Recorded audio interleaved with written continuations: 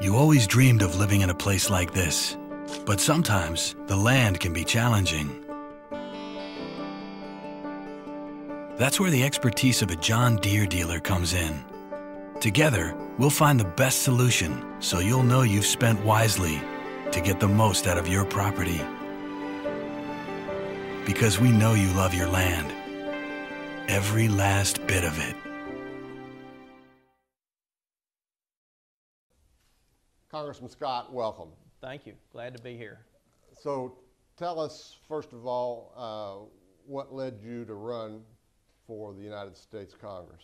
Well, I've been in the state legislature for 14 years in the state of Georgia, and it was certainly time to either go back home and go into business or to move to the federal area where we thought we could have more impact on the economy and other things. And so fortunately we were successful in the last election. We're here.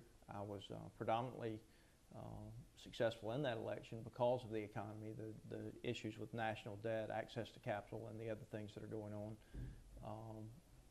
My opponent was fairly conservative, one of the most conservative Democrats in the House. But people in our area, as they did across this country, sought some balance with the Obama administration and Harry Reid running the Senate. They did not have a comfort level with Nancy Pelosi being the Speaker of the House, and so like most Americans, people in my area voted for a change, and now we have control of the House as Republicans, and can serve as a backstop to what was an extremely liberal agenda. And what did your constituents send you to Washington to do? To rein in federal spending, and not just spending, but control.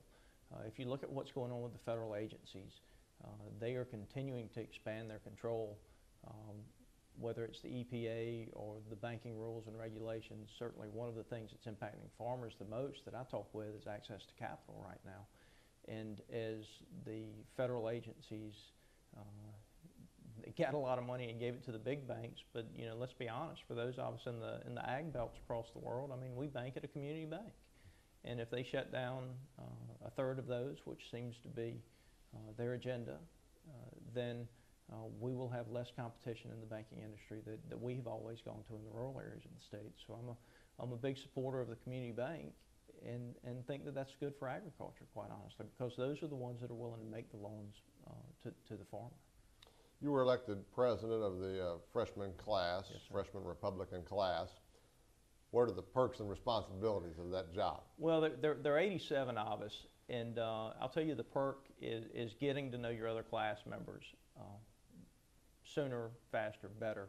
I think happens when you have that position. But our class of 87, we have 300 children and grandchildren.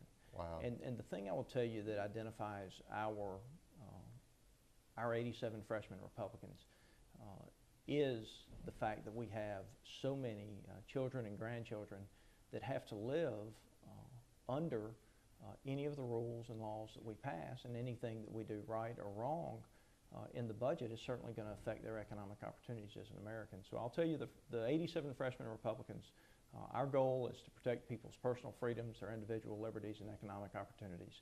And that's it. And if the president puts forward a piece of legislation that does that, we will support it. And if that piece of legislation comes from a Republican, we'll support it. If it doesn't do one of those three things, then I think that you would see the majority of the members reject any legislation that was contrary to those principles. You were in the cattle business at one time, and certainly know what that is all about. How has that helped you as you have served on the Agriculture Committee so far? Well, certainly you recognize one is the need for the access to capital. And you understand that in agriculture, the cash flow issues, you have good years and you have bad years, and that's just the nature of any small business, but probably more so in agriculture, where you have a couple of good years, and then commodity prices or expenses, something doesn't work out right, and then you don't have a good year, and that's just part of it. So I think that understanding the volatility, if you will, is something that we have an advantage in, or gives us an advantage with regard to policies there. And I'll tell you, my granddad on my mom's side was a traditional row crop farmer. If you ask people, they would tell you he was a peanut farmer in South Georgia, Sycamore, Georgia, and certainly did corn and cantaloupes, watermelons, other things that come with being a row crop farmer.